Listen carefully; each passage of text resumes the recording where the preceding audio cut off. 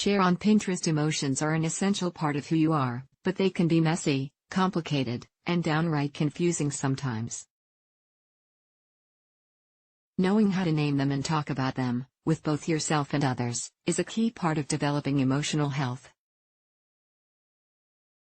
Fortunately, you don't have to navigate the process of identifying your emotions alone. Paul Ekman, a psychologist and leading researcher on emotions, surveyed more than 100 scientists, used their input to develop what's known as the Atlas of Emotions. This online interactive tool breaks down emotions into 5 main categories: anger, fear, sadness, disgust, enjoyment. Keep in mind that this is just one way of categorizing emotions. For example, a recent study suggests that there are 27 categories of emotion. But Ekman's concept of 5 main types of emotion offers a good framework for breaking down the complexity of all the feels. Here's a look at what each of these 5 categories involves. 1. Enjoyment. People generally like to feel happy, calm, and good. You might express these feelings by smiling, laughing, or indulging yourself. You might feel enjoyment when you feel close and connected to people you care about. You feel safe and secure. You are doing something that triggers sensory pleasure. You are absorbed in an activity. You feel relaxed and at peace. How to talk about it. Some words you can use to describe different kinds of enjoyment include happiness, over relief, contentment, amusement, joy, pride, excitement, peace, satisfaction, compassion. If enjoyment and its related feelings feel elusive, try to take a look at other emotions or feelings are getting in the way, such as trouble focusing on what's happening in the present, worry, stress, a low or anxious mood too. Sadness. Everyone feels sad from time to time. This emotion might relate to a specific event, such as a loss or rejection, but in other cases, you might have no idea why you feel sad. How to talk about it. When you're sad, you might describe yourself as feeling lonely, heartbroken, gloomy, disappointed, hopeless, grieved, unhappy, lost, troubled, resigned, miserable. Sadness can be hard to shake, but depending on your situation, these tips might help. Mourn. Mourning is a normal part of grief. Whether you're trying to recover from a loss, breakup, change, or failure to achieve a goal, acknowledging your loss can help you accept and work through it. Everyone grieves in their own way, so do what feels right to you. It might help to talk about the pain you're in, but it also might help to simply sit with your feelings for a while or express them creatively. Do something meaningful. Doing something to help others or give back to society can help you feel more connected to other people. If you've recently lost someone you cared about, consider finishing a project they cared about or donating your time to a cause they supported. Reach out for support. This is easier said than done when you're in a low point. Try to remember the people in your life who care for you and likely want to help you. The pain of heartache does ease in time, even if you can't imagine that at the moment. If your sadness lingers or begins to have a significant impact on daily life and makes it hard to work, go to school, or maintain your relationships, it may help to talk to a therapist. 3. Fear. Fear happens when you sense any type of threat. Depending on that perceived threat, fear can range from mild to severe. Keep in mind that the level of fear you feel doesn't always match up with the intensity of the threat. For example, if you live with anxiety, you might feel fear around situations that don't actually pose much of a threat, though that doesn't make the fear any less real. How to talk about it. Fear can make you feel worried, doubtful, nervous, anxious, terrified, panicked, horrified, desperate, confused, and stressed. Fear is a totally normal emotion, and one that likely kept your ancestors from being eaten alive, but there are things you can do to combat it. Confront fear instead of avoiding it. If you're afraid of something, whether it's a serious discussion, meeting new people, or driving, it's natural to want to stay away from the source of your fear, but this can often just make your fear worse. Instead, try to face your fear safely. For example, If you suddenly develop a fear of driving, get back in your car and drive again right away.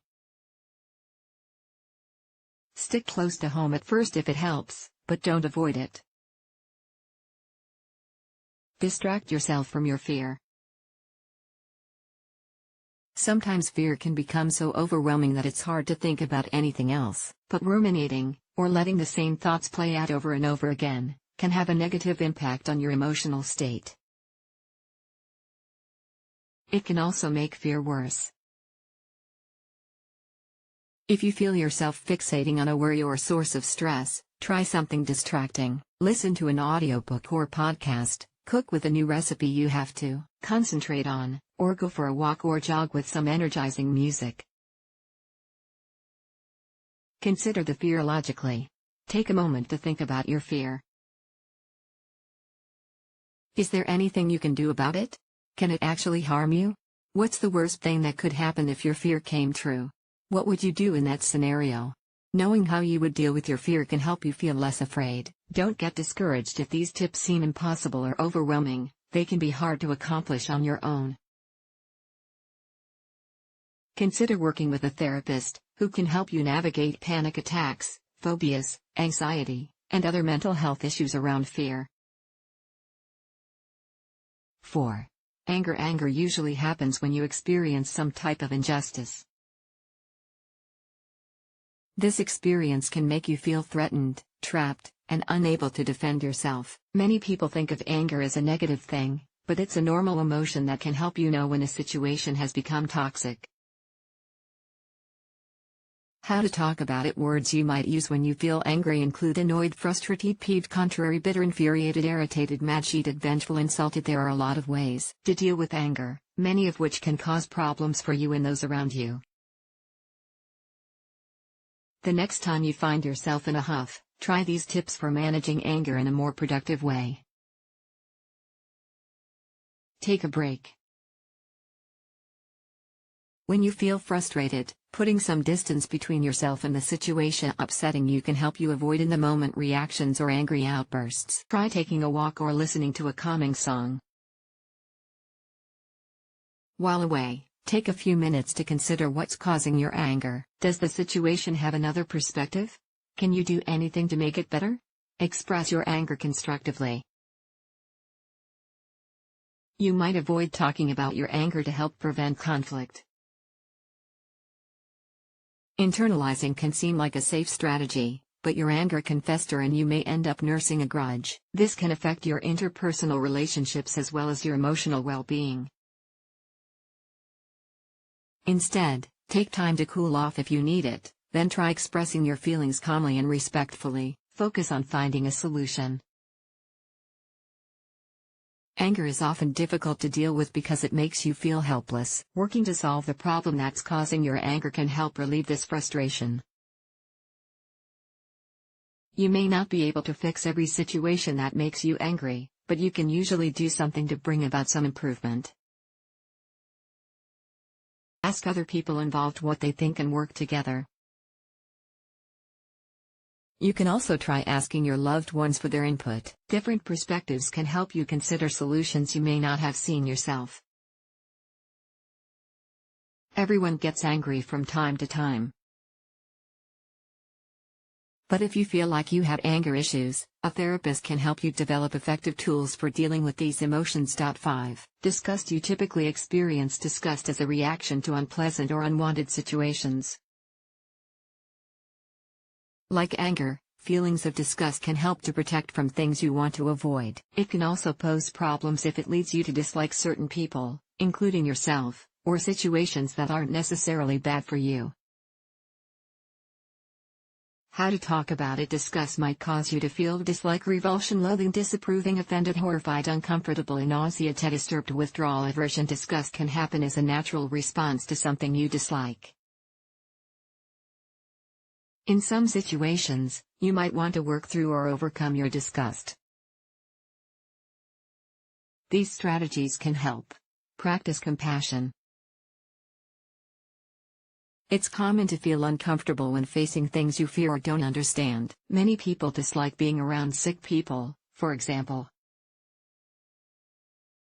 If you feel disturbed when thinking about sick people, try spending some time with an unwell friend or loved one or offering to help them out. It's important to take steps to protect your own health, so make sure they aren't contagious first. Focus on the behavior, not the person. If someone you care for does something that offends or disgusts you, you may disapprove and react by withdrawing, pushing them away, or getting angry. But instead, you might try talking to that person. For example, if your sister smokes, avoid coughing loudly or making pointed comments about the smell of stale tobacco. Instead, tell her that cigarette smoke makes you feel sick and that you're concerned for her health. Offer to help her quit or work with her on finding support. Expose yourself slowly. Some things may just turn your stomach no matter what. Maybe you can't stand any type of creepy crawly creature but wish you could try gardening. To combat disgust over how worms look, you might start by reading about them and looking at pictures of them. If you worry about them getting on your hands, you could try wearing gardening gloves. If you don't like watching them move, you could try watching short video clips about worms to get used to them before seeing them in real life. If you feel strong dislike toward a group of people, a specific person, or toward yourself, consider talking to a therapist about your feelings. Noticing a theme here? Even if you aren't sure exactly what's behind your disgust, they can help you work through the emotion and explore positive ways of coping with it. Putting it all together, emotions can be complicated. Some might feel intense, while others seem mild in comparison. You might feel conflicting emotions at any given time. But emotions can serve a purpose, even when they're negative. Instead of trying to change the emotions you experience, consider how you react to them. It's usually the reactions that create challenges, not the emotions themselves.